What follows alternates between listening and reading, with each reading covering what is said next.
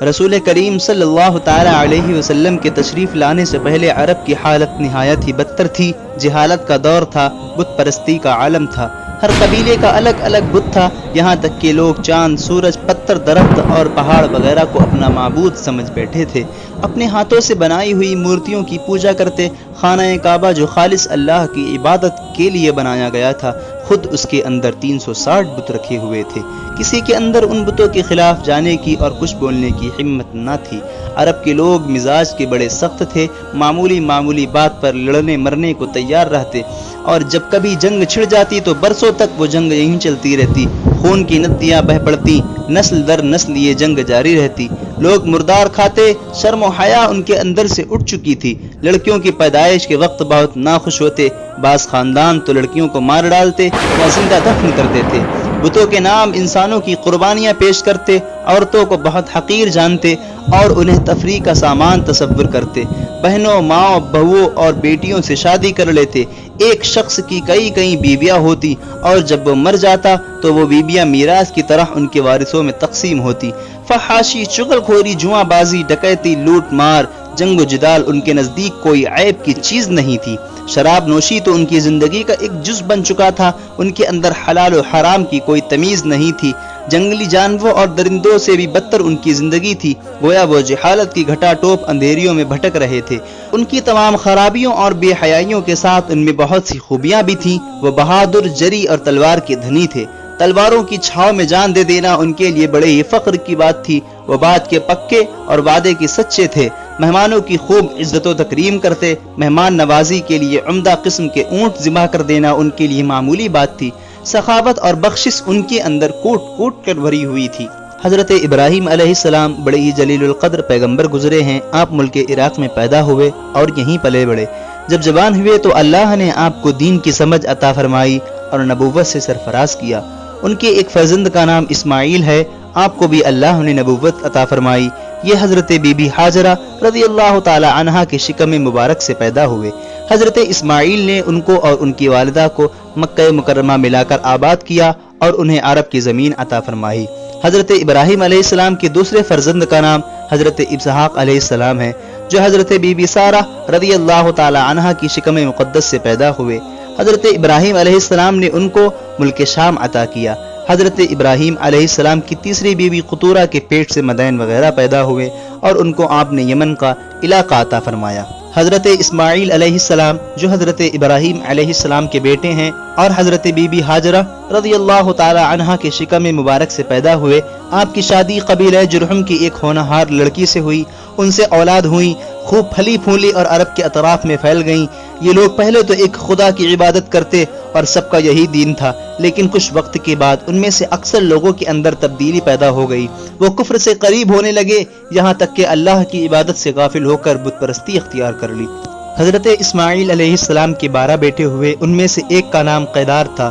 وہ بہت ہی نامور تھے۔ ان کی اولاد مکہ میں آباد ہوئیں۔ یہ لوگ اپنے باپ کی طرح کعبہ معظمہ کی خدمت کرتے رہے۔ کعبہ کو دنیا میں سب سے پہلا مرکز توحید کہا جاتا ہے۔ قیدار کی اولاد میں عدنان نامی ایک بہت بلند رتبہ شخص پیدا ہوئے جو اپنی قوم کے سردار تھے، اور عدنان کی اولاد میں چند پشتوں کے بعد قصے پیدا ہوئے جو بڑی ہی عزت، شان و شوکت، آہ و جلال کے مالک تھے۔ قصے کے بعد ان کے فرزند عبد مناف اپنے باپ کے جانشین ہوئے اور یہ بھی قوم کے رئیس تھے۔ پھر ان کے فرزند حضرت ہاشم، پھر ان کے فرزند حضرت عبد المطلب، ایک کے بعد ایک دوسرے کے جانشین ہوتے رہے۔ انہی عبد المطلب کے فرزند عبداللہ، جن کے فرزند حضرت محمد مصطفیٰ صلی اللہ تعالی علیہ وسلم ہیں۔ عرب کے ایک حصے کا نام حجاز ہے، جس میں مکہ مکرمہ، مدینہ منورہ، بدر، احد، خیبر، فدق، حنین، طائف، تبوک، غدیر خم وغیرہ آتے ہیں۔ ملک عرب میں حجاز کے اندر ایک بہت مشہور اور شریف خاندان قریش آباد تھا۔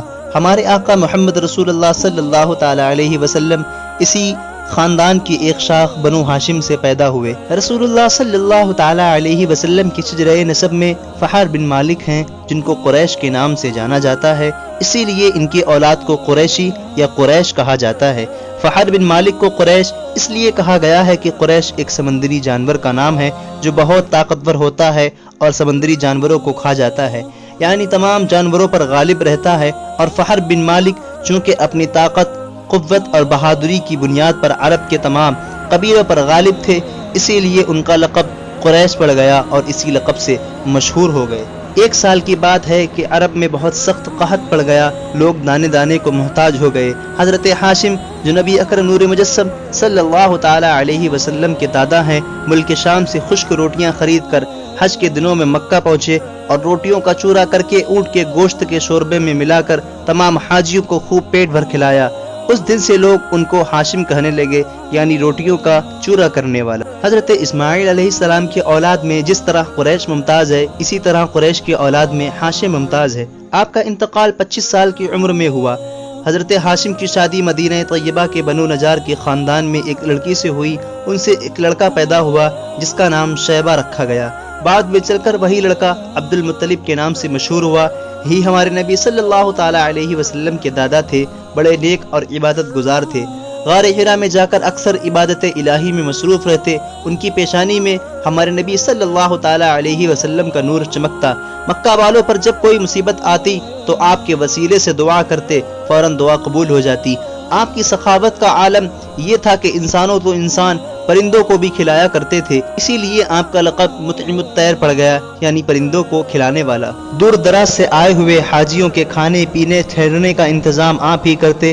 ایک زبردست کام انہوں نے یہ کیا کہ حضرت اسماعیل علیہ السلام کے زمانے کا کنواں، جس کو چاہے زمزم کہا جاتا ہے، لوگوں کی لاپرواہی کی وجہ سے وہ پٹ گیا، اس کو صاف ستھرا کرا کے لوگوں کے لیے عام کر دیا۔ یہ وہی کنواں ہے جس کا پانی بہت بابرکت اور نفع بخش ہے، اسے حاجی لوگ پیتے ہیں اور تبرک کے طور پر اپنے ساتھ لیے جاتے ہیں۔ حضرت عبد المطلب بھی اپنے باپ کے جانشین اور کعبے کے متولی تھے۔ حضرت عبداللہ ہمارے نبی تاجدار مدینہ صلی اللہ تعالی علیہ وسلم کے والد اور حضرت آمنہ آپ کی والدہ ہیں۔ حضرت عبد المطلب کے 10 بیٹے تھے، ان میں 5 بہت مشہور ہوئے۔ حضرت حمزہ اور حضرت عباس اسلام لانے کی وجہ سے، حضرت عبداللہ ہمارے نبی صلی اللہ تعالی علیہ وسلم کے والد ہونے کی وجہ سے، اور ابو طالب حضور کی پرورش اور آپ سے محبت کرنے کی وجہ سے، اور ابو لہب ہمارے رسول کی دشمنی کی وجہ سے۔ حضرت عبداللہ عبد المطلب کے تمام بیٹوں میں سب سے زیادہ لاڈلے اور پیارے تھے، چونکہ ان کی پیشانی میں نور محمدی اپنی پوری شان و شوکت کے ساتھ جلوہ گر تھا، اسی لیے حسن و خوبی اور سیرت و کردار میں وہ یکتا روزگار تھے۔ قبیلہ قریش کی بہت سی حسین و جمیل لڑکیاں ان سے شادی کرنا چاہتی تھیں، لیکن عبد المطلب ان کے لیے ایک ایسی لڑکی کی تلاش میں تھے جو حسن و جمال کے ساتھ نسب و شرافت اور پارسائی میں بھی ممتاز ہو۔ ملک شام کے یہودیوں نے انہیں کچھ علامتوں سے پہچان لیا تھا کہ یہی نبی آخر الزمان صلی اللہ علیہ وسلم کے والد گرامی ہیں، اور وہ ان کے قتل کی سازشیں کرنے لگے۔ ایک روز حضرت عبداللہ شکار کے لیے جنگل میں تشریف لے گئے۔ یہودیوں کی ایک جماعت جنگل میں گئی تاکہ کسی بہانے آج عبداللہ کو قتل کر دیا جائے، مگر اللہ کے فضل و کرم نے انہیں بچا لیا۔ اس کی شکل یہ ہوئی، چند سوار نمودار ہوئے جو اس دنیا کے لوگوں سے کوئی مشابہت نہیں رکھتے تھے۔ انہوں نے یہودیوں کو مار بھگایا اور حضرت عبداللہ کو بحفاظت ان کے مکان تک پہنچا دیا۔